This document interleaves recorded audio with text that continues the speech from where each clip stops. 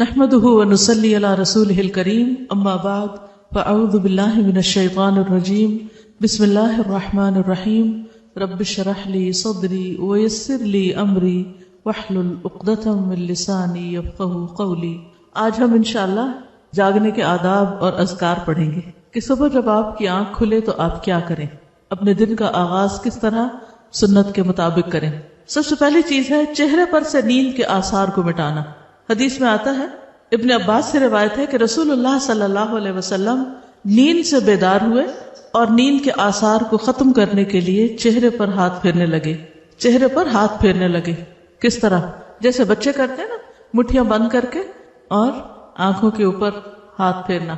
اور پھر اسی طرح اگر انسان یہ سمجھتا ہے کہ اس کا جسم اکڑا ہوا ہے یا کسی اور جگہ پر اس کو خود اپنے آپ کو دبانے کی ضرورت ہے تو اپنی طبیعت کے مطابق آپ خود کو جگانے کے لیے کوئی بھی طریقہ اختیار کر سکتے ہیں۔ بعض لوگ اکوپریشر کے ساتھ اپنی ٹریٹمنٹ خود کرتے رہتے ہیں۔ اگر کسی بھی طرح آپ کو صبح اٹھنے میں مشکل پیش آتی ہے، کسی بیماری کی وجہ سے، کسی ایسی تھکاوٹ کی وجہ سے کہ ساری رات سونے کے باوجود آپ نہیں جاگ پاتے پراپر طریقے سے، تو اس صورت میں آپ کو ضرور ایسے طریقے سیکھ لینے چاہیے کہ جب اٹھیں آپ تو واقعی فریش ہوں اور دن کا آغاز پراپر طریقے سے کر سکیں، کیونکہ جس چیز کا آغاز اچھا نہ ہو اس کا انجام کیا اچھا ہوگا۔ تو اس میں ہمیں بہت کانشیسلی اور بہت توجہ کے ساتھ اپنی اصلاح کے طریقے سوچنے ہیں کہ ہم جب اٹھیں تو ایک تو سنت کے مطابق عمل کریں، اور اس کے علاوہ اگر ہمیں کسی بھی طرح سے ضرورت ہے اپنے علاج کی تو اس پر بھی توجہ دیں۔ سو کر اٹھنے کے بعد ہاتھ وغیرہ دھو لینے چاہیے۔ رسول اللہ صلی اللہ علیہ وسلم نے فرمایا، جب تم میں سے کوئی نیند سے بیدار ہوا تو اپنے ہاتھ کو وضو کے پانی میں ڈالنے سے پہلے دھو لے، اس لیے کہ تم میں سے کوئی یہ نہیں جانتا کہ رات کو اس کا ہاتھ کہاں تھا۔ ابھی تو ٹیپ وغیرہ ہوتی ہے نا، تو ٹیپ کو تو آپ ویسے ہی کھول لیتے ہیں، لیکن جب باقاعدہ کوئی ایسے لوٹے وغیرہ یا ایسی چیزیں نہیں ہوتی تھی، وضو کے لیے پانی لپ بھر کے، یعنی اب تو ہے نا کہ مگ وغیرہ ہوتے ہیں اس کے ذریعے لوگ پانی نکال لیتے ہیں، لیکن پہلے زمانے میں اور آج بھی بہت سی جگہوں پر ایسے حالات ہیں کہ لوگ ہاتھوں سے ہی پانی لیتے ہیں، تو گندے ہاتھ کو پانی میں نہیں ڈالنا چاہیے۔ پھر اسی طرح ایک اور حدیث میں آتا ہے، حذیفہ رضی اللہ عنہ سے روایت ہے کہ نبی صلی اللہ علیہ وسلم جب رات کو نیند سے بیدار ہوتے تو اپنا منہ مسواک سے صاف کرتے۔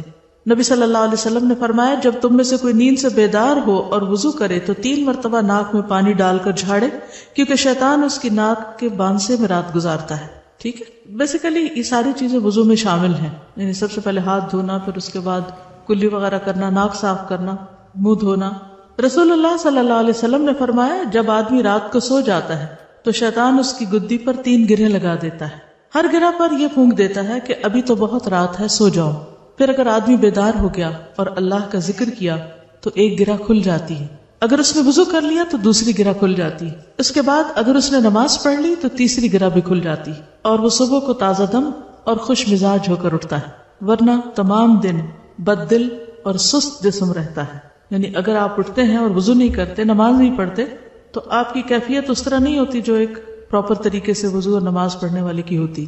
اب اگر آپ پیریڈز کی حالت میں ہیں اور آپ کو وضو نہیں کرنا، نماز نہیں پڑھنی، تو آپ اپنے اوپر سے اسے خاص قسم کے ڈپریشن کی کیفیت یا سستی یا بیزاری کی کیفیت کو کیسے دور کر سکتے ہیں؟ کیا کرنا چاہیے آپ کو؟ جی ہاں، ان ڈیز میں وضو کرنا منع نہیں ہے، یعنی نماز پڑھنے کی تو اجازت نہیں، لیکن وضو کرنا منع نہیں ہے۔ آپ اسی طرح اپنے ہاتھ دھوئیں، اچھی طرح ناک صاف کریں، مسواک خوب اچھی طرح کریں، اور جیسے وضو کرتے ہیں اسی طرح پورے ہاتھ کو دھو لیں۔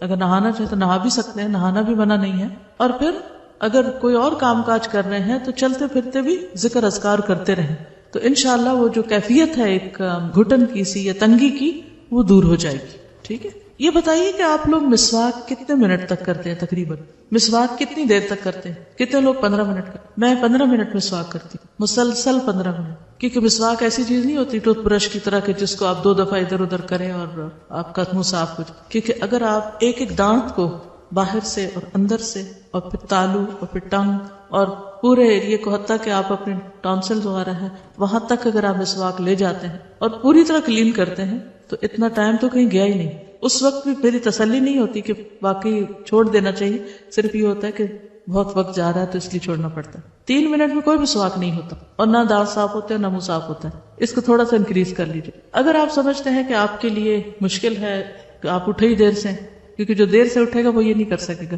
اس کے لیے آپ کو 15 منٹ کم از کم پہلے اٹھنا پڑے گا. اور اگر آپ دیر سے اٹھے کسی وجہ سے اور اس وقت آپ کو وقت نہیں ملا تو آپ کیا کر سکتے ہیں, واک کے دوران یا کسی بھی اور کام کاج کے دوران آپ مسواک کرتے رہیں. مثلاً اگر آپ ایک اسٹریچ میں نہیں کر سکتے تو 2-3 وقفوں میں کر لیں, لیکن صحیح معنوں میں منہ کی صفائی اگر ہو جائے تو آپ بہت سے امراض سے بچ سکتے ہیں. اور بہت سے لوگوں کو جو منہ سے اسمیل آنے کی بیماری ہوتی اور اس سے دوسروں کو کس قدر اذیت ہوتی, فرشتوں کو بھی اذیت ہوتی. اب آپ دیکھیے, آپ نماز پڑھیں اور آپ کے منہ سے اسمیل آ رہی, آپ کے پاس کھڑے ہونے والوں کو سخت تکلیف ہو رہی, ان کی نماز کا بھی خشوع ختم ہو گیا اور فرشتے بھی آپ سے دور ہو گئے کہ آپ کے منہ سے اسمیل آئے چلے جا رہی ہے. تو کیا اس کا علاج کرنا ہمارا فرض نہیں؟ تو اس کے علاج میں سب سے اہم نسخہ کیا ہے؟ مسواک کرنا, اور کافی دیر تک کرنا حتیٰ کہ یہ بیماری ختم ہو جائے. صرف چند چیزیں, کوئی سونف کھا لیے, کوئی الائچی کھا لی, تو اس سے تو وقتی طور پر آپ اس کو فریش کر سکتے ہیں کہ ان چیزوں کی خوشبو آ جائے آپ کے منہ سے, لیکن آپ کے سانس کے ساتھ جو گندگی آ رہی ہے وہ نہیں رک سکتی جب تک آپ اس کا پراپر علاج نہیں کرتے. اور اس کے علاج میں نمبر 1 نسخہ یہی ہے کہ صبح سویرے اچھی طرح مسواک کریں, زبان اور تالو اور پورے منہ کے ہر حصے کو اچھی طرح صاف کریں, کیونکہ نبی صلی اللہ علیہ وسلم ایسی فوڈ بھی استعمال نہیں کرتے تھے کہ جس کی وجہ سے منہ سے اسمیل آئے, کیونکہ آپ نے فرمایا کہ میں اس سے بات کرتا ہوں جس سے تم نہیں کرتے. تو ذکر کی حالت میں تو ہم بھی اللہ سے بات کر رہے ہوتے. پھر اسی طرح یہ ہے کہ صبح اٹھتے وقت کچھ دعائیں بھی پڑھنی چاہیے. اب یہ نہیں کہ آپ سارا وضو وغیرہ کر کے پھر آ کے سو کے اٹھنے کی دعا پڑھ رہے ہیں. سو کر اٹھنے کی دعا کب پڑھی جائے گی؟ فوراً بعد.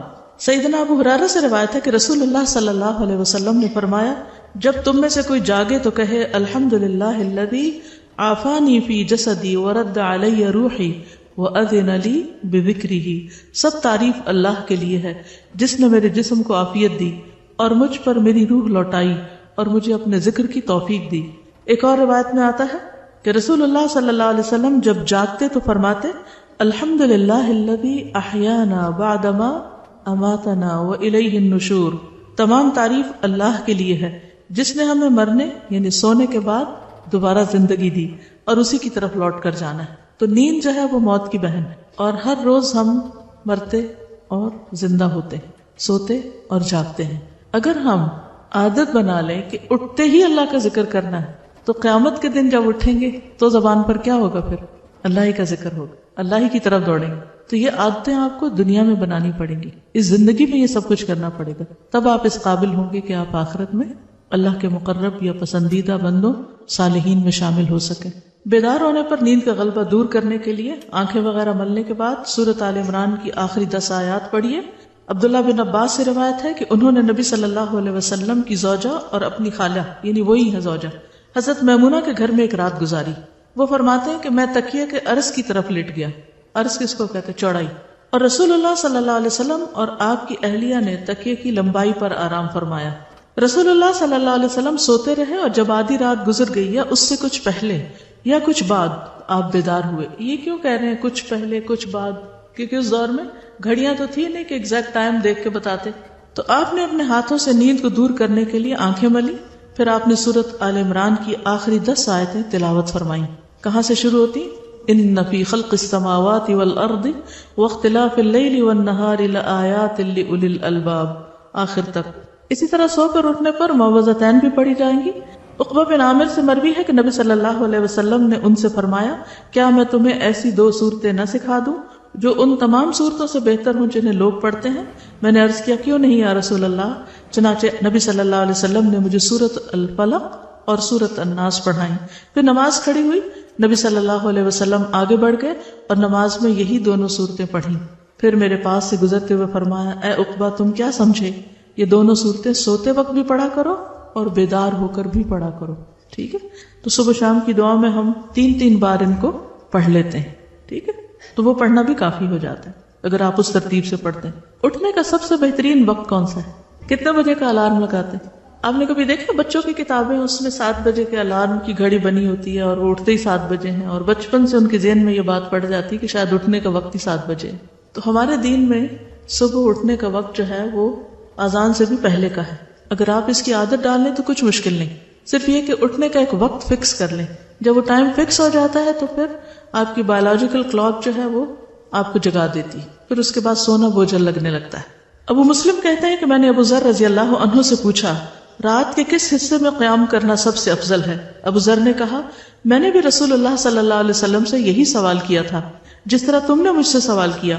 آپ نے فرمایا رات کے پچھلے پہر یا نصف رات میں، لیکن ایسا کرنے والے بہت تھوڑے ہیں. نصف رات کے بعد اٹھنے والے بہت تھوڑے ہیں، اور اس کے بھی آخری حصے میں فجر سے کچھ دیر پہلے ہو جائے تو یہ بھی بہت کم لوگ اٹھتے ہیں، لیکن اٹھنے کا یہ وقت بہت بہترین ہے. اس وقت میں اٹھنے والے کا اجر کیا ہے؟ رسول اللہ صلی اللہ علیہ وسلم نے فرمایا جنت میں ایسے بالا خانے بھی ہیں جن کا اندرونی حصہ باہر سے نظر آتا ہے اور بیرونی حصہ اندر سے نظر آتا ہے. جیسے آپ دیکھیے دیوار کے باہر تو نہیں آپ دیکھ سکتے، کہاں سے دیکھ پا رہے ہیں؟ شیشے سے. ایک دیہاتی نے پوچھا یا رسول اللہ صلی اللہ علیہ وسلم یہ کس کے لیے، یعنی اتنے خوبصورت گھر کس کے ہوں گے؟ فرمایا اس شخص کے لیے جو اچھی بات کرے، کھانا کھلائے، اور جب لوگ رات کو سو رہے ہوں تو صرف اللہ کے لیے نماز ادا کرے. جب لوگ سو رہے ہوں تو صرف اللہ کے لیے نماز ادا کرے. ایسے لوگوں کو وہاں بنے بنائے گھر ملیں گے. دنیا میں اگر کوئی آپ سے یہ کہے کہ آپ رات کے اس حصے میں اٹھ جائیں تو آپ کو اتنا بہترین گھر ملے گا، تو کتنے لوگ ضرور اٹھیں گے؟ سبھی اٹھیں گے، کوئی بھی نہیں سوئے گا. کیوں؟ کیونکہ یقین ہوگا نا ان کو. آخرت کے بارے میں ہمیں شاید یقین نہیں ہے کہ ہم کچھ کریں گے تو اس کا کچھ فائدہ ہے. عموماً ہم کیا دیکھتے ہیں کہ اور بھی تو نہیں کر رہے، دوسرے نہیں کر رہے تو ہمیں کیوں کرنا ہے؟ کیا یہ تینوں کام بہت ہی مشکل ہے؟ اچھی بات کرنا واقعی مشکل ہے مشکل. کیوں؟ کیونکہ سوچ سمجھ کے کرنی پڑتی ہے نا. اچھی بات کرنے کے لیے آپ کا دل، آپ کی سوچ، آپ کے خیالات بہت مثبت ہونے چاہیے. اگر آپ کا دل اچھا نہیں، آپ کی سوچ مثبت نہیں، تو آپ کی بات کبھی بھی اچھی نہیں ہو سکتی. بھلے آپ حدیثیں بھی کوٹ کریں، قرآن کی آیات بھی سنائیں، تو بھی لوگ کیا کرتے ہیں؟ موقع محل کے بغیر اپنے فائدے میں جو حدیثیں اور آیتیں آتی ہیں وہ دوسروں کو مارتے رہتے ہیں، سناتے نہیں، مارتے رہتے ہیں. کیوں؟ کیونکہ انہوں نے اپنا کوئی مقصد پورا کرنا ہوتا ہے، لہٰذا وہ اس طرح کی کوئی حدیث یا آیت دوسروں کو سنائیں گے. بظاہر دیکھنے میں اچھی بات ہے آیت اور حدیث، لیکن کیا اس کا امپیکٹ بھی وہ آ رہا ہے؟ جس کو آپ کسی ایسے موقع پر آیت سنا رہے ہیں کہ وہ سننے کو تیار نہیں، یا وہ اس کے فائدے میں نہیں، آپ کے اپنے فائدے میں ہے، تو ہو سکتا ہے کہ وہ شخص اور زیادہ دین سے دور ہو جائے. تو آپ نے قرآن سنا کر لوگوں کو اللہ کی محبت اگر نہیں دلائی اور دور کر دیا، تو پھر آپ کے اس سنانے کو اچھی بات کہی جائے گی. اچھی بات کرنا کیوں مشکل ہے؟ کوئی بتائے گا؟ چلیے اب سوچیے، ذرا غور کیجیے، دن میں کتنی بار آپ اچھی باتیں سنتے ہیں؟ کلاسز وغیرہ کو چھوڑ دیجیے، عام روزمرہ زندگی کی بات ہے، اور لوگوں کے ساتھ معاملہ کرنے کی، گھر والوں کی، آپ کے بہن بھائی آپ سے جو باتیں کرتے ہیں یا آپ ان سے جو بات کرتے ہیں، یا اپنے نیبرز کے ساتھ یا اپنی کلاس فیلوز کے ساتھ انفارمل جو آپ کی باتیں ہوتی ہیں، یا آپ کو جو سننے کو ملتی ہیں دوسروں سے، آپ کچھ بتائیں گے کہ ان میں سے کتنی فیصد باتوں پہ آپ بہت خوش ہوتے ہیں، آپ کا دل خوش ہو جاتا ہے، آپ کی روح سیراب ہو جاتی ہے، اور آپ کے اندر ایک موٹیویشنل لیول بڑھ جاتا ہے. اور کتنی باتیں ایسی ہوتی ہیں کہ آپ کچھ کرنے جا رہے ہوتے ہیں تو صرف کسی کی جلی کٹی بات یا منفی بات آپ کا سارا مورائل ڈاؤن کر دیتی. تو کیا کہیں گے؟ کتنی باتیں اچھی ملتی ہیں اور کتنی باتیں اچھی نہیں ملتی. غور کیجئے نا، سوچئے. دیکھیے اس بات پر میں کیوں ٹھہری ہوں کہ اگرچہ بات ہو رہی تھی صبح جلدی اٹھنے کی، لیکن بعض لوگ تہجد بھی پڑھ لیتے ہیں، صبح جلدی بھی اٹھ جاتے ہیں، لیکن بات اچھی نہیں کرنا جانتے. دوسری بات جو تھی وہ تھی کھانا کھلانا، اور تیسری بات جب لوگ رات کو سو رہے ہوں تو صرف اللہ کے لیے نماز ادا کرنا، صرف اللہ کے لیے، دکھاوے کے لیے نہیں. نبی صلی اللہ علیہ وسلم نے فرمایا اللہ تعالیٰ 3 قسم کے لوگوں سے محبت کرتا ہے. جاننا چاہتے ہیں کہ وہ کون ہیں؟ اور پھر یہ بھی دیکھیے کہ کیا ہم ان میں ہیں کہ نہیں. ان پر ہنستا ہے اور ان سے خوش ہوتا ہے. ایک وہ آدمی کہ اس کی جماعت فرار ہو گئی، یعنی سارے بھاگ گئے، لیکن وہ ان کے بعد اللہ کے لیے لڑتا رہا، قتل ہو گیا، یا اللہ تعالیٰ نے اس کی مدد کی اور اسے کفایت کی. اللہ تعالیٰ ایسے آدمی کے بارے میں کہتا ہے میرے بندے کی طرف دیکھو، وہ اپنے آپ سے کیسے صبر کروا رہا ہے. اب آپ کہیں گے کہ ہم تو نہ جنگ کرنے والوں میں سے، نہ کہیں جانے والوں میں سے، تو ہم پہ تو یہ لاگو ہی نہیں آتی بات. کس اور موقع پر ایسا ہو سکتا ہے کہ کسی چیز سے سب بھاگ جائے اور آپ پھر بھی جمے رہیں؟ صفائی ڈیوٹیز، ٹھیک ہے، یعنی سب بھاگ گئے، سب چلے گئے، سب چھوڑ گئے چیزیں یا کام پورا نہیں کیا، اور آپ ایک ایک کا کام پیچھے سے سمیٹ رہے ہیں، چیزیں اکٹھی کر رہے ہیں، اور بڑبڑا بھی نہیں رہے، اور صرف اللہ کی خاطر سب کچھ کر رہے ہیں. اکیلے کام کرنا پھر مشکل تو ہوتا ہے، لیکن اتنا مشکل نہیں. جب آپ کے ساتھ والے چلے جاتے کسی کام کو چھوڑ کر، اس وقت کوئی بھی اچھا کام کرنا اور اس پر جمے رہنا وہ سب سے مشکل وقت ہوتا ہے. ایسے بندے سے اللہ محبت کرتا ہے کہ جب کوئی نہ کر رہا ہو اور وہ خیر اور بھلائی کا کام کرتا رہے.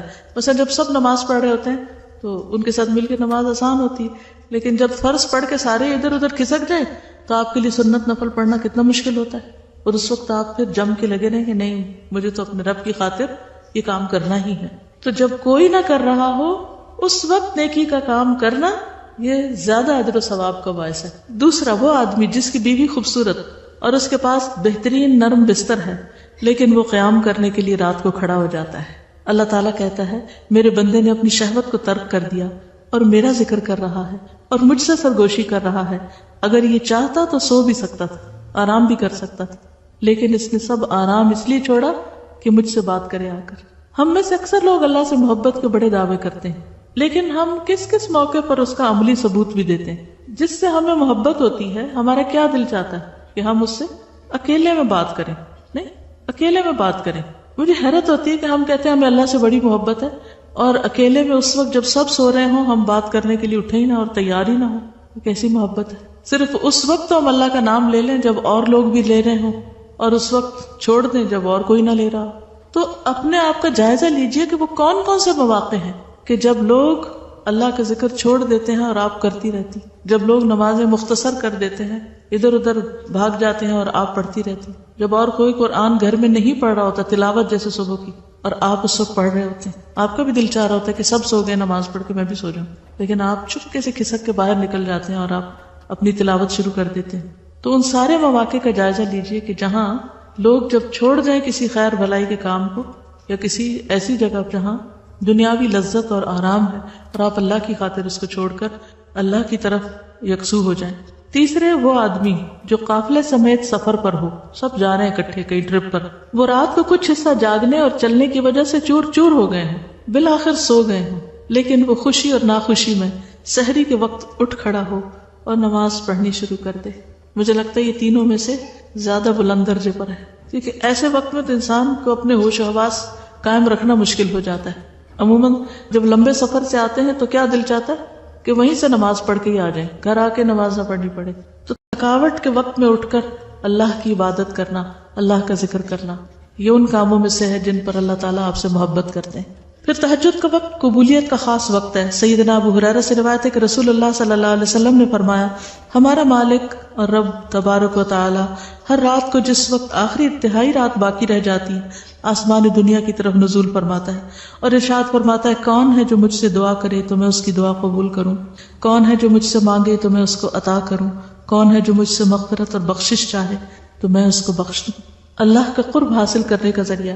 ابو امامہ سے روایت ہے کہ رسول اللہ صلی اللہ علیہ وسلم نے فرمایا کہ نماز تہجد کی پابندی کرو، کیونکہ یہ پابندی تم سے پہلی قوموں کے نیک لوگوں کا طریقہ اور شعار رہا ہے، اور یہ تمہارے لیے اپنے رب کا قرب حاصل کرنے کا بہترین طریقہ ہے اور کوتاہی کو مٹانے والا اور گناہوں سے باز رکھنے والا ہے.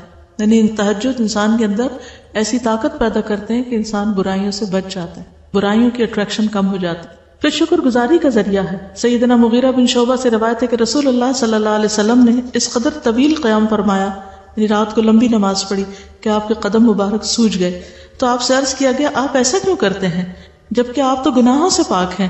آپ نے فرمایا، کیا اللہ سبحانہ وتعالیٰ کے لیے زیادہ شکر کرنے والا بندہ نہ بنوں جو اس نے احسان مجھ پر کیا، یعنی شکر گزاری میں زیادہ عبادت نہ کروں. پھر اسی طرح یہ کہ اگر آپ تہجد پڑھ رہے ہو تو اس وقت اگر آپ کو قرآن مجید کا کچھ حصہ زیادہ یاد ہے تو آپ زبانی پڑھ سکتے ہیں، ورنہ مصحف کھول کے بھی پڑھ سکتے ہیں تاکہ طویل قیام ہو، طویل قرات ہو.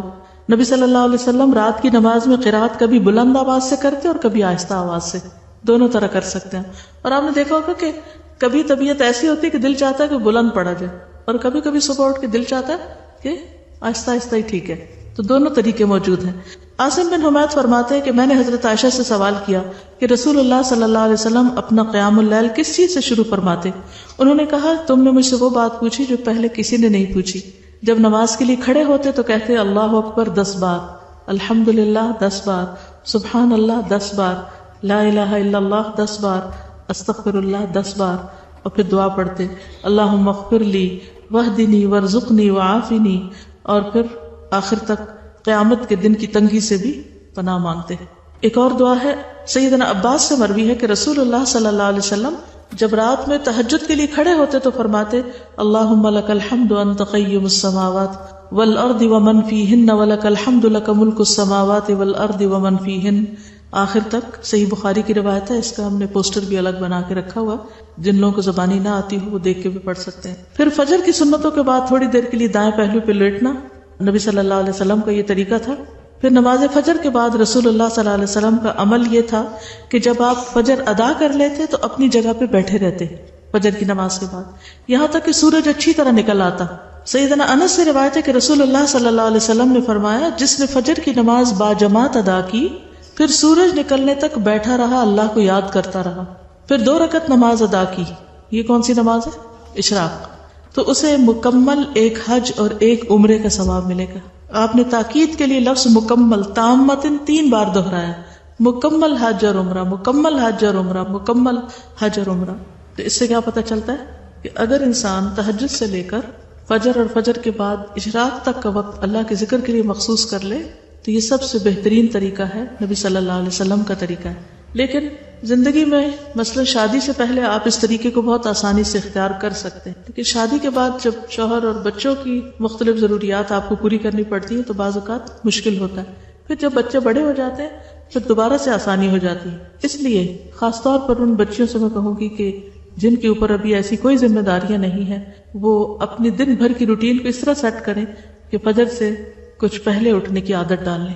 اگر ابھی آپ ڈالیں گے اور اس میں دعائیں مانگیں گے تو انشاءاللہ آئندہ بھی اللہ تعالیٰ آپ کے لیے آسانی فرمائے گا، اور اس سے بہت ساری برائیوں سے بچ بھی جائیں گے۔ اور وہ نوجوان جس کی جوانی اللہ کی عبادت میں گزری ہو، وہ ان 7 لوگوں میں سے ایک ہے کہ جو عرش کے سائے تلے ہوں۔ ہم کہتے ہیں کہ ابھی تو ہم جوان ہیں، بوڑھے ہوں گے تو پھر تہجد وغیرہ پڑھ لیں گے، نہیں، ابھی سے شروع کیجئے، ابھی سے آغاز کیجئے۔ اللہ تعالیٰ نے آپ کے اپنے اندر ایسی چیزیں رکھی ہیں، ایسی نشانیاں رکھی ہیں وفی انفسکم، کہ جس میں اس دور کے لوگوں کے لیے اور آج بھی جن کے پاس الارم کلاکس نہیں ہیں یا اور ایسے اسباب نہیں ہیں، تو اگر آپ اپنے آپ کو آخری عمل کے طور پر 3 سے 5 دفعہ یہ کہیں کہ مجھے اتنے بجے اٹھنا ہے، اتنے بجے اٹھنا ہے، تو آپ کے برین کے اندر وہ چیز سٹور ہو جائے گی اور پھر وہ وقت جب آئے گا تو برین آپ کو جگا دے گا۔ سورۃ مزمل بہت موٹیویشنل سورت ہے۔ کسی نے لکھا ہے، استاذہ آپ نے حرام کھانے کا ذکر کیا، مجھے آپ سے اپنا ایک واقعہ شیئر کرنا ہے۔ مجھے نہیں پتا کہ یہ سوال اور واقعہ آپ کے ٹاپک سے ریلیٹڈ ہے کہ نہیں، پر میرے دل میں بہت کھٹکتا ہے۔ ہم 3 فرینڈز کو یونیورسٹی میں پارٹی کے لیے 2000 روپے کی ضرورت تھی جو کہ ہمارے پاس نہیں تھے۔ اس وقت ہم لوگوں کو آئیڈیا آیا کہ ہم یونیورسٹی کے اسٹوڈنٹس سے یہ کہہ کے مانگیں کہ ایک غریب عورت ہے، جو ہم نے اپنے مائنڈ میں بٹھا کر کہ دنیا میں کتنی غریب عورتیں ہیں جن کو پیسوں کی ضرورت ہوتی، اگر ان کا نام لگا کر مانگ لیا تو بات تو سچ ہی ہوگی۔ یعنی ہم نے تعویل کر لی کہ ایک غریب عورت ہے، اس کو پیسوں کی ضرورت ہے، اور ہم نے یہی کیا۔ سب نے ہماری ہیلپ کی اور آخر کار ہمارے پاس 2000 روپے آ گئے اور ہم نے خوب پارٹی انجوائے بھی کر لی۔ مجھے بتا دیجئے کہ کیا ہم نے حرام کھایا؟ اگر ایسا ہے تو میں اس کا مداوع کیسے کروں؟ کیا مجھے اصل میں کسی ضرورت مند کو 2000 روپے دینے ہوں گے، یعنی حقیقی ضرورت مند کو؟ پلیز میری مدد کریں۔ ایک اسٹوڈنٹ ہے یونیورسٹی کی، ان 3 فرینڈز نے مل کر دھوکے سے اسٹوڈنٹ سے پیسے لیے۔ سب سے پہلی بات یہ ہے کہ ایک مسلمان کا مال دوسرے مسلمان کے لیے حرام ہے۔ نبی صلی اللہ علیہ وسلم نے فرمایا، اللہ تعالیٰ غیرت کرتا ہے، اور اللہ کی غیرت یہ ہے کہ کوئی ایسی چیز کا ارتکاب کرے جسے اللہ نے حرام کیا۔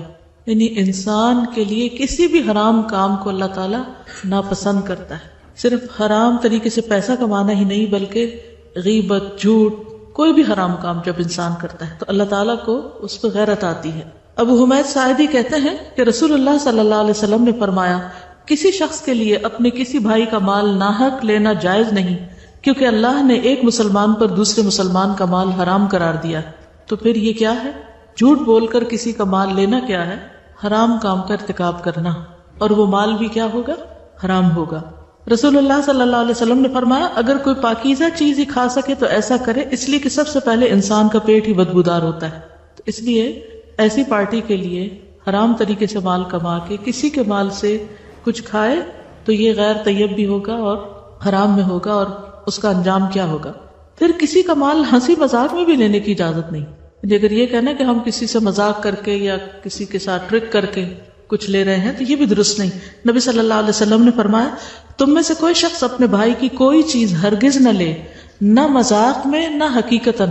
کوئی کسی کی کوئی چیز نہ لے، نہ مذاق میں نہ حقیقتاً، نہ چوری کے ذریعے نہ دھوکے کے ذریعے اور نہ ہی مذاق کرتے کرتے کہ میں تو تمہارا دل دیکھ رہا تھا. پھر جھوٹ بولنا جو ہے قرآن مجید کے بالکل شروع میں ہی آتا ہے وَلَهُمْ عَذَابٌ أَلِيمٌ بِمَا كَانُوا يَكْذِبُونَ. ان کے لیے دردناک عذاب ہوگا اس لیے کہ وہ جھوٹ بولتے تھے. تو جھوٹ بولنے کا انجام کیا ہے؟ دردناک عذاب. اور جب انسان چوری کرتا ہے یا دھوکہ دیتا ہے تو دراصل جھوٹ کا دروازہ کھل جاتا ہے، اس پر جھوٹ سے کام لیتا ہے. اور منافق کی علامات میں سے پہلی علامت جس کے اندر جھوٹ پایا جائے وہ پکا منافق ہے. یعنی جھوٹ اتنی بری خصلت ہے کہ جس کے اندر ہے اس کو منافق ہونے کا ٹھپا لگا دیا گیا. اور منافق کا انجام کیا؟ جہنم کے سب سے نچلے درجے میں. اور سنجیدگی یا مذاق میں بھی جھوٹ جائز نہیں. حدیث میں آتا ہے لا يصلح منه جد ولا ہزل. سنجیدگی یا مذاق کسی بھی صورت میں جھوٹ بولنا درست نہیں. نبی صلی اللہ علیہ وسلم نے جھوٹے شخص سے بیزاری کا اعلان کیا ہے. حضرت عائشہ کہتی ہیں کہ جھوٹ سے بڑھ کر کوئی عادت رسول اللہ صلی اللہ علیہ وسلم کے نزدیک، اور ایک روایت میں ہے صحابہ کے نزدیک، زیادہ نفرت اور بغض والی نہ تھی. سب سے زیادہ صحابہ جس سے نفرت کرتے تھے وہ جھوٹ تھا. کوئی شخص آپ کے سامنے جھوٹ بولتا تو آپ کا رویہ اس کے بارے میں بدلا رہتا. یعنی آپ کا معاملہ اس سے یا اس کی جو ایک عزت یا ایک مقام ہوتا تھا وہ آپ کے دل سے اتر جاتا، حتیٰ کہ معلوم ہو جاتا کہ اس نے توبہ کر لی. اس واقعے میں پہلی چیز کیا تھی؟ جھوٹ بولنا. انہوں نے جھوٹ بولا. دوسری کیا ہے؟ دھوکہ دیا. کس کو؟ جن سے پیسے مانگے. ابو ہریرہ سے روایت ہے کہ رسول اللہ صلی اللہ علیہ وسلم غلے کے ایک ڈھیر پر سے گزرے. آپ نے اپنا ہاتھ اس میں ڈالا تو انگلیاں تر ہو گئی. آپ نے غلے کے مالک سے پوچھا یہ کیا؟ اس نے کہا یا رسول اللہ یہ بارش کی وجہ سے بھیگ گیا. آپ نے فرمایا کیا یہ تر حصہ تم اوپر نہیں کر سکتے تھے کہ لوگ اس کو دیکھ لیتے؟ پھر فرمایا من غش فلیس منی. جو کسی کو دھوکہ دے اس کا مجھ سے کوئی تعلق نہیں. تو آپ دوسرے کو چیٹ کر رہے ہیں نا، کسی غریب عورت کا بہانہ کر کے مال چھین رہے ہیں. دھوکہ جہنم میں لے جانے کا سبب ہے. نبی صلی اللہ علیہ وسلم نے فرمایا جو شخص کسی رعایا کا نگہبان بنے پھر اسے دھوکہ دے وہ جہنم میں جائے گا. پھر لا علمی میں بھی کسی کا مال استعمال کرنے کی ممانعت ہے. ایک انصاری سے روایت ہے ہم رسول اللہ صلی اللہ علیہ وسلم کے ساتھ ایک جنازے میں گئے. میں نے دیکھا کہ رسول اللہ صلی اللہ علیہ وسلم قبر کے پاس کھڑے ہوئے قبر کھودنے والے کو تاکید کر رہے ہیں کہ پاؤں کی طرف اور کھولو، سر کی طرف ذرا اور کشادہ کرو، یعنی اچھی طرح قبر کھودو. جب آپ تدفین سے فارغ ہو کر لوٹے تو ایک عورت کی طرف سے ایک شخص آپ کو دعوت دینے آیا. آپ اس کے گھر تشریف لے گئے. کھانا لایا گیا تو پہلے آپ نے کھانے کے لیے ہاتھ بڑھایا، اس کے بعد دوسرے لوگوں نے بڑھایا، کھانا شروع کر دیا. ہمارے بڑوں نے رسول اللہ صلی اللہ علیہ وسلم کو دیکھا کہ آپ ایک ہی لقمے کو دائیں بائیں گھما رہے ہیں. اس کے بعد آپ نے فرمایا مجھے ایسے معلوم ہوتا ہے یہ گوشت ایسی بکری کا ہے جو مالک کی مرضی کے بغیر حاصل کی گئی ہے، یعنی یہ کچھ کھانا ٹھیک نہیں. یہ سن کر اس عورت نے کہلوایا کہ یا رسول اللہ میں نے بقیع میں اپنا ایک آدمی بکری کی خریداری کے لیے بھیجا، اسے بکری وہاں نہ ملی تو میں نے اپنے پڑوس کے پاس کہلا بھیجا کہ جو بکری تم نے خریدی ہے وہ اسی قیمت پر مجھے دے دو.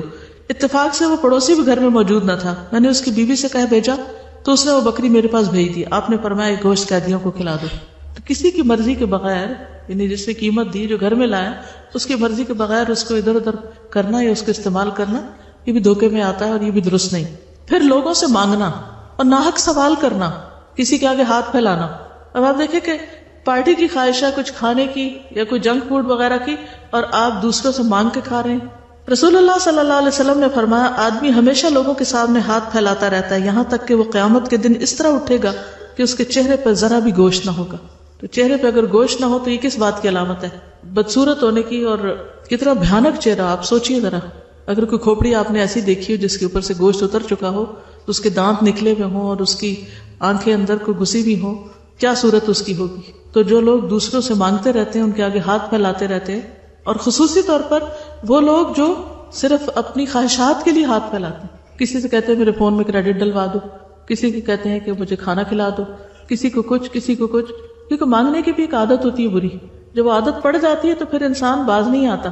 اس کو اس وقت تک چین ہی نہیں آتا جب تک وہ کسی نہ کسی سے کچھ ہتھیار نہ لے، کچھ لوٹ نہ لے. تو یہ عادت بھی بہت ہی بری ہے. رسول اللہ صلی اللہ علیہ وسلم نے فرمایا جس نے محتاجی کے بغیر سوال کیا گویا وہ آگ کے انگارے کھا رہا ہے، یعنی اسے حقیقی ضرورت نہیں ہے. تب یہاں اس پارٹی میں کوئی حقیقی ضرورت نہیں تھی. تو اگر کوئی شخص اس طریقے پر کسی سے کچھ مانگ کے کھا رہا ہے تو پیٹ میں آگ کھا رہا ہے. رسول اللہ صلی اللہ علیہ وسلم نے فرمایا جو ناقابل برداشت محتاجی کے بغیر مانگے، یعنی حد سے زیادہ مجبور ہو جائے، جو اس کو یا اس کے گھر والوں کو لاحق ہو، وہ قیامت کے دن ایسا چہرہ لے کر آئے گا جس پر گوشت نہ ہوگا. رسول اللہ صلی اللہ علیہ وسلم نے فرمایا مالدار آدمی کا مانگنا قیامت کے دن اس کے چہرے پر بدنما دھبا ہوگا، یعنی آپ کے پاس ہے اور پھر بھی آپ مانگ رہے ہیں لوگوں سے. رسول اللہ صلی اللہ علیہ وسلم نے فرمایا جو شخص اپنے اوپر سوال کا دروازہ کھولتا ہے، اللہ اس پہ فقر و فاقہ کا دروازہ کھول دیتا ہے. تو یہ عمل کسی بھی اعتبار سے، کسی بھی گوشے سے، اس میں ایک نہیں کئی ایک خرابیاں ہیں، کسی بھی اعتبار سے یہ عمل درست نہیں. انسان کسی سے مانگ مانگ کر پارٹی کرے. اسی لیے آپ نے دیکھا ہوگا کہ شروع سے الہدیٰ میں ہمیشہ پارٹی کے موقع پر ایک ڈبہ رکھ دیا جاتا ہے. مجھے نہیں معلوم اب کیا روایت ہے یا نہیں، لیکن ہمیشہ ڈبہ رکھ دیا جاتا ہے کہ سب لوگ اس میں ڈال دیں، جو اس میں سے نکلا اتنی پارٹی کر لیں گے، جو جتنا کنٹریبیوٹ کرنا چاہتا ہے. لیکن مانگ مانگ کے کہ تم ادھر لاؤ، تم لاؤ، تم لاؤ، پھر ہم اس کی پارٹی، کس قسم کی پارٹی جو مانگے تانگے پر ہو.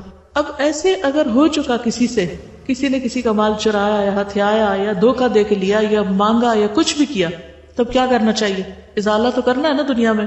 کیا کرنا چاہیے؟ نہیں پتا. توبہ کرنی چاہیے.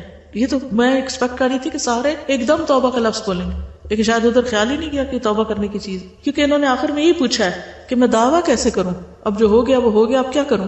تو اس میں ایک اچھی چیز یہ ہے کہ انہوں نے سوال کیا اور پھر اپنی فکر مندی کا اظہار کیا اور یہ اس کا مداوع بھی کرنا چاہتی ہیں. تو سب سے پہلی بات یہ ہے کہ انسان ایسا کچھ بھی ہو چکا ہو زندگی میں تو اللہ سے سچی توبہ کرے، کیونکہ توبہ کرنے والا، حقیقی توبہ کرنے والا ایسا جس نے گناہ نہیں کیا، یعنی وہ بالکل پہلے کی طرح ہو جاتا ہے. نبی صلی اللہ علیہ وسلم نے فرمایا اگر تم اتنے گناہ کرو کہ آسمان تک پہنچ جائے پھر توبہ کر لو تو اللہ تم کو معاف کر دے گا. یعنی اللہ تعالیٰ سب کے گناہ معاف کر دیتا ہے. قرآن مجید میں آتا ہے انما التوبۃ علی اللہ للذین یعملون السوء بجہالۃ ثم یتوبون من قریب فاولئک یتوب اللہ علیہم وکان اللہ علیما حکیما. سورۃ النساء 17.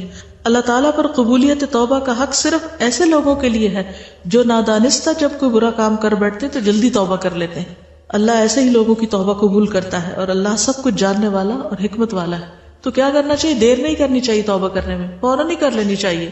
اس کے لیے اچھی طرح وضو کر کے 2 نفل انسان پڑھے جس میں اپنے نفس سے کوئی بات نہ کرے، یعنی پوری توجہ سے نماز پڑھے تو اللہ تعالیٰ ایسے شخص کے گزشتہ گناہ معاف کر دیں گے. بہتر تو یہ ہے کہ جن لوگوں سے پیسے لیے گئے انہی کو لوٹائے جائیں، لیکن اگر ایسا ممکن نہ ہو تو کسی بھی ضرورت مند کو وہ 2000 روپے دے دیے جائیں، کیونکہ توبہ میں کیا شامل ہے کہ جو کسی کا مال ہتھیایا اس کو لوٹایا جائے. کیونکہ دینے والوں نے کس نیت سے دیا تھا؟ ضرورت مند عورت کو دینے کے لیے، تو اتنا ہی پیسہ کسی ضرورت مند عورت کو دے دیا جائے. سہل بن سعد سے روایت ہے کہ حضرت علی رضی اللہ تعالیٰ عنہ فاطمہ رضی اللہ تعالیٰ عنہ کے پاس آئے تو حضرت حسن اور حسین رو رہے تھے. پوچھا کیوں رو رہے ہیں؟ کہا بھوک کی وجہ سے. حضرت علی باہر نکلے تو انہیں بازار میں دینار پڑا ملا. فاطمہ کے پاس آئے اور بتایا. انہوں نے کہا فلاں یہودی کے پاس جائیں آٹا لیں. یہودی کے پاس آئے، اس سے آٹا خریدا. یہودی نے کہا کہ آپ اس شخص کے داماد ہیں جو کہتا ہے میں اللہ کا رسول ہوں؟ انہوں نے کہا ہاں. یہودی نے کہا اپنا دینار واپس لے لیں اور آٹا لے جائیں. وہاں سے حضرت علی آٹا لے کر حضرت فاطمہ کے پاس ہے، ساری بات بتائی. انہوں نے کہا فلاں قصائی کے پاس جائیں گوشت لے آئے. وہ گئے اور اس کے پاس دینار گروی رکھوا دیا اور 1 دینار کا گوشت لے آئے. بس حضرت فاطمہ نے آٹا گوندا، ہنڈیا چولہے پر رکھی، روٹی پکائی، نبی صلی اللہ علیہ وسلم کو بلا بھیجا. آپ تشریف لائے. فاطمہ رضی اللہ تعالیٰ عنہ نے کہا یا رسول اللہ میں آپ کو بتاؤں اگر آپ اسے حلال فرمائے تو ہم کھائیں گے اور آپ بھی ہمارے ساتھ کھائیں. اور اس کا حال یہ ہے، پورا قصہ بتایا. آپ نے فرمایا کھاؤ. اللہ کا نام لے کر سب نے کھایا. ابھی اپنی جگہ بیٹھے تھے کہ ایک لڑکا اللہ اور اسلام کا واسطہ دے کر اپنا گم شدہ دینار ڈھونڈ رہا تھا. تو رسول اللہ صلی اللہ علیہ وسلم کے حکم دینے پر اسے بلایا گیا. پوچھنے پر اس نے کہا میرا بازار میں اب دینار گرا ہے. آپ نے فرمایا علی اس قصاب کے پاس جاؤ، اس سے کہو کہ رسول اللہ صلی اللہ علیہ وسلم فرماتے وہ دینار میرے ہاں بھیج دو، کیونکہ گروی رکھا تھا جا کے. تمہارا دینار میرے ذمہ ہے. چنانچہ اس نے دینار بھجوا دیا. آپ نے اس لڑکے کے حوالے کیا. یعنی ویسے بھی وہ خرید کے نہیں لائے تھے بلکہ صرف ڈپازٹ کرایا تھا، کیونکہ ہو سکتا نیت یہی ہو کہ جو مالک ملے گا تو اس کو واپس کر دیا جائے گا جب تک قرضہ اتارنے کے قابل ہو جائے. تو اس میں بھی آپ دیکھیں کہ جب مالک مل گیا تو کیا کیا؟ واپس کر دیا. جب ایسے گناہ ہو جائے تو اس کے بعد نیکیاں کرنے کی طرف اور زیادہ توجہ کرنی چاہیے، کیونکہ ان الحسنات یذھبن السیئات. رسول اللہ صلی اللہ علیہ وسلم نے فرمایا جب تم سے کوئی گناہ ہو جائے تو اس کے بعد کوئی نیکی کرو. یعنی وہ 2000 تو دینا ہی دینا، وہ تو ایک فرض ہے، لیکن اس کے علاوہ انسان ویسے صدقہ خیرات کرتا رہے. نبی صلی اللہ علیہ وسلم نے فرمایا اتبع السیئۃ الحسنۃ تمحوها. اگر تم سے گناہ ہو جائے تو اس کے بعد نیکی کر لیا کرو جو اسے مٹا دے گی. پھر استغفار کثرت سے کرے انسان، تسبیحات پڑھے، اور ان تسبیحات میں استغفر اللہ الذی لا الہ الا هو الحی القیوم واتوب الیہ. تو جو شخص یہ پڑھے گا اس کے پچھلے گناہ معاف کر دیے جائیں گے، اگرچہ اس نے کفار کے مقابلے سے بھاگنے کے گناہ عظیم کا ارتکاب ہی کیوں نہ کیا ہو، کبیرہ گناہ ہی کیوں نہ ہو. رسول اللہ صلی اللہ علیہ وسلم نے فرمایا جو شخص سبحان اللہ وبحمدہ ایک دن میں 100 بار کہے تو اس کے گناہ معاف کر دیے جاتے ہیں، اگرچہ سمندر کی جھاگ کے برابر ہی کیوں نہ ہو. تو اللہ تعالیٰ سے دعا ہے کہ اللہ تعالیٰ ان کی مغفرت فرمائے اور ہم سب کو بھی بخش دے اور ہمیں صحیح راستے پر چلنے کی توفیق عطا فرمائے.